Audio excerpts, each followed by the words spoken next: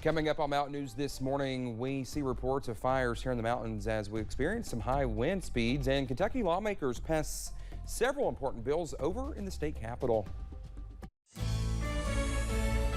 Dedicated to eastern and southern Kentucky, this is WYMT Mountain News this morning.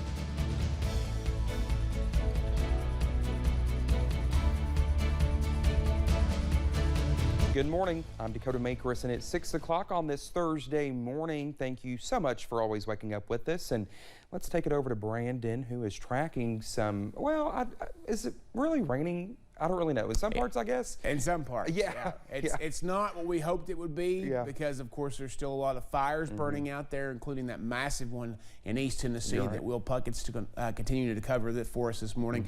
But we're continuing to watch all of that as we head through the daytime hours today in waves. We've not got past the cold front yet, but it's not going to bring a whole lot of rain with it.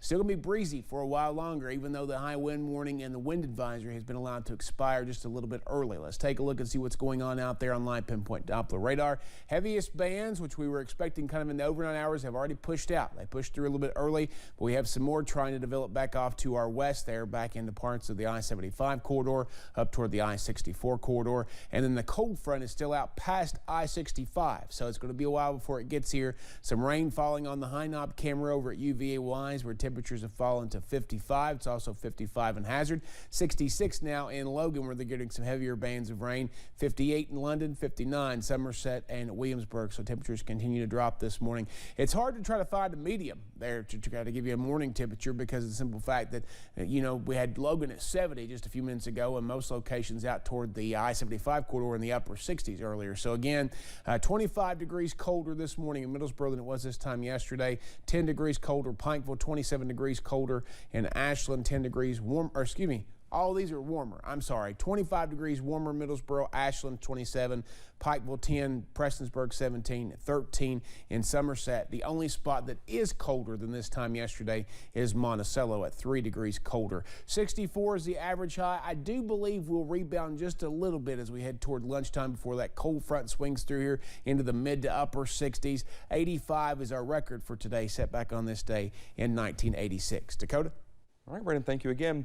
Several communities in East Tennessee are under mandatory evacuation orders. The Sevier County Emergency Management Agency says evacuation orders are in place for Wares Valley, Little Valley, and Shagbark due to what officials are calling the Hatcher Mountain Road Indigo Lane fire. The National Weather Service reports wind gusts of up to 90 miles per hour are possible as the fire threat continues. Sevier County includes major Tennessee tourism destinations like Pigeon Forge and Gatlinburg. Wow.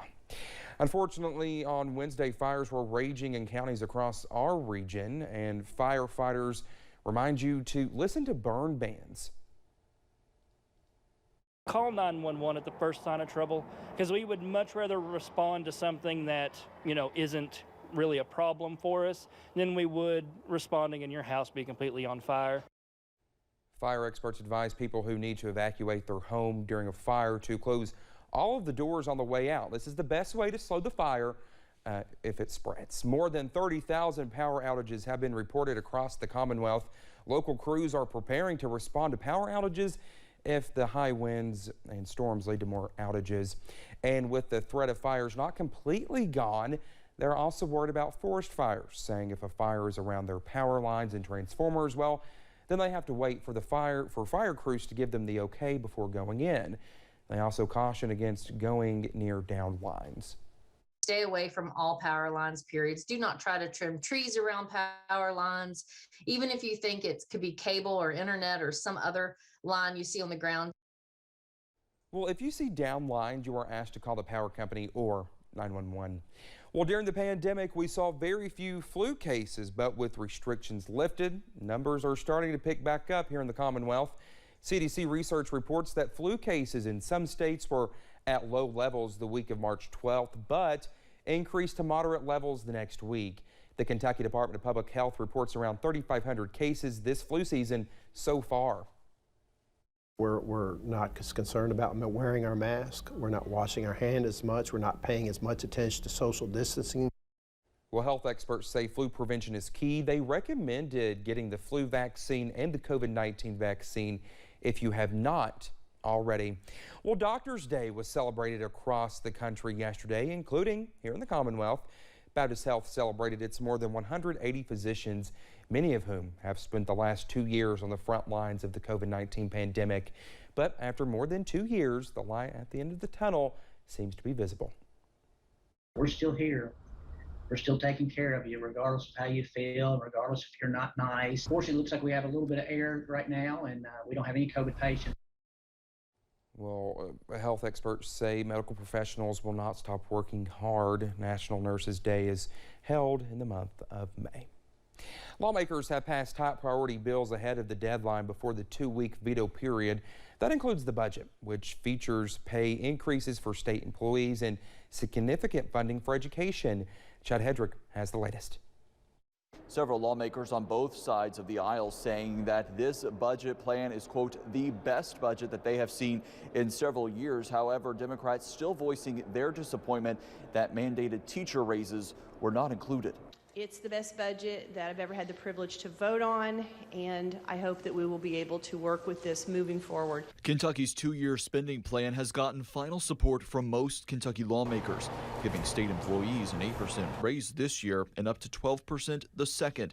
It also makes significant funding to education. It puts us at 52% or a little over 52% of our entire general fund budget being allocated to education. Bill sponsor Representative Jason Petrie saying in the first year of the budget plan, more than $525 million are invested in education. While that was a major focus for many lawmakers, they say it still misses the mark in some places. I am somewhat disappointed that we did not make one big bold. And there are a lot of investments in here, but I think many of us were searching for that big silver bullet, whether it was pre-K, whether it was infrastructure, and that's just kind of a philosophical difference here. I think there have been tons of investments made around the state. In his State of the Commonwealth address and budget address earlier this year, Governor Beshear was pushing for those teacher raises. His office telling me that they don't expect him to give any further comment until he sees that final draft of the bill delivered to him and has a chance to review it. In Frankfort, Chad Hedrick, WKYT. Legislation that allows schools to acknowledge mental health absences as excused absences is also heading to Governor Andy Beshear's desk. So is House Bill 7, which sets tighter restrictions on public benefits. Well, several other bills passed in Frankfort Wednesday night. Senate Bill 167 passed the House and will head back to the Senate for concurrence. It would give county judge executives and fiscal courts more control over local libraries. House Bill 248 got final passage in the Senate. It would ban statewide constitutional officers from using public funds on a lawsuit challenging a bill. House Bill 250 is heading back to the House after passing the Senate as well. It would issue reforms within Kentucky State University and provide emergency funding to bring the state out, the school out of a budget crisis. 2 election reform bills are now law in Kentucky. House Bill 564 requires early voting locations to be open for 8 hours, adds 6 days of in-person absentee voting before early voting starts, makes it a felony to connect a voting machine to the internet, and expands the definition of an election worker. Senate Bill 216 doubles the number of counties subject to post-election audit, moves up the full transition of paper ballots to the start of 2024, and places voting machines under video surveillance when not in operation. Well, yesterday, in Pike County, one mining company held a job fair to bring the next generation of coal miners. Our Jordan Mullins talked to officials and hopeful miners about the coal industry and the opportunities and economic impacts it may bring to the Big Sandy. The mining industry has its ups and downs, but officials with GMS say business is booming and hundreds of jobs are becoming available throughout Appalachia. Now it's starting to slowly pick up. 5 years ago, and now there's new mines opening, seems like every other week. So they're bringing back, hundreds of jobs. GMS also hosted a job fair at the Pike County Library, partnering with Southern West Virginia Community and Technical College, working to hire inexperienced miners, offer training, and build the next generation of underground and surface miners. The labor market is demanding workers, so we're here to help fill those gaps, get miners trained, and hopefully get them some good paying jobs so they can help support their families. All potential boom for the local economy and helping put food on the dinner table. I could finally take care of my family, you know, make enough to pay bills and not have to live week to week or payday to payday anymore. Keeping the history and heritage of Eastern Kentucky coal in the mountains. They just want to follow into those footsteps and, you know, learn, but they don't have a chance to get in their foot in the door, and now they're actually getting into those opportunities. Bringing opportunity back to the coal fields. In Pikeville, Jordan Mullins, WYMT Mountain News.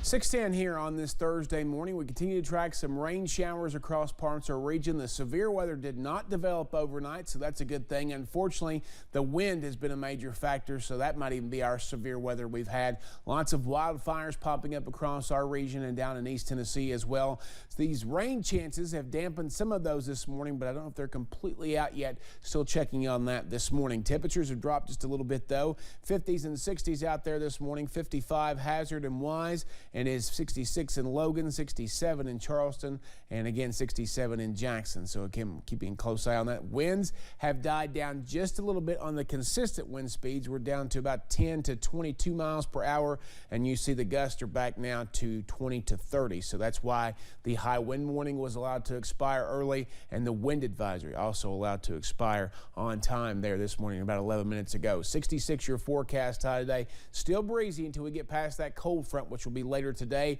Scattered chances for showers and storms throughout. I do believe that 66 will be the rebound temperature right there just before lunchtime today, and then we'll fall behind the front this afternoon.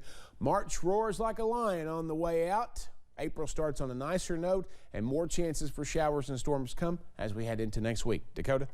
All right, Brendan, thank you so much. It's 6:12 coming up here on Mountain News this morning. The Biden administration thinks of a strategy to relieve some pain that we're seeing at the pump. That's just ahead.